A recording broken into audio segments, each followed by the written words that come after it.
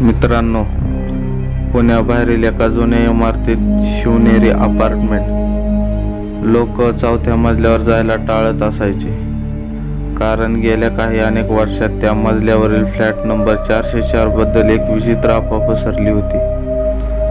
कोणी लोक म्हणायचे ते आत्मा वास करतो, तर कोणी म्हणायचे त्या दारामागे काळा जादूचा खेळ चालतो.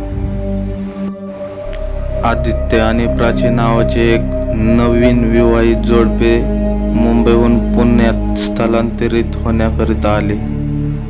दोघांनाही स्वस्तात फ्लॅट मिळत नव्हता. एजंटने त्यांना शिवनेरी अपार्टमेंट फ्लॅट दाखवला.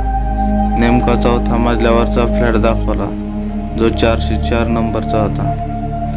प्राची थोडी संशयक होती, पण आदित्य हसून म्हणाला, भूते होते काही नसतात ग, फक्त लोकांची कल्पना आहे. ते दोघं तिथं राहायला गेले. पहिल्या काही दिवसातच सगळं सुरळीत होतं, पण चौथ्या रात्री दरवाजाच्या आतमधून थोडे आवाज ऐकू येऊ लागले. कोणीतरी पावलांचा आवाज करायचं, तर कोणी लांबून येणाऱ्या बायकांचा हसण्याचा आवाज यायचा. आणि प्राचीने एक दिवस दरवाजाच्या फटीतून पाहिलं. बाहेर कुणीच नव्हतं, पण अचानक तिला भास झाला की तिला कुणीतरी पाहिलं. आणि त्याच रात्री आदित्यला झोपेत अचानक खूप ताप येतो.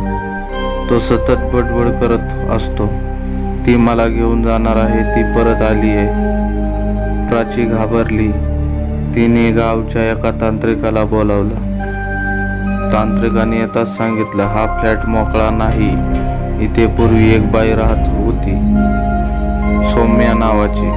तिला तिच्या पतीने मारलं होतं. ती तिथे शरीर जळालं आहे, पण तिचा आत्मा अजून बांधलेलाच आहे इथे. प्राची खूप घाबरते मित्रांनो. तिला काय कळत नाही काय करावा. आणि तांत्रिकांनी पूजा सुरू केली. पूजा सुरू करताना आदित्यला अचानक काहीतरी झपाटल्यासारखं होतं. त्याचे डोळे लाल झालेले असतात, शरीर थरथरू लागतं. हा माझा फ्लॅट आहे, मला इथेच राहायचं आहे, असं आदित्यच्या तोंडातून आवाज येतो त्याच्या अंगामध्ये, कारण ती बाई शिरलेली असते मित्रांनो. तो तांत्रिक कसाबसा आदित्यला शांत करतो. पण त्या दिवशीच्या नंतर आदित्य आणि प्राची दोघेही तो फ्लॅट सोडून गेले. एजंटने पुन्हा तो फ्लॅट दुसऱ्याला दिला. आजही त्या दारावर हलकंसं वाजल्यासारखं ऐकू येतं आणि त्या बाईचा हसण्याचा आवाज येतो.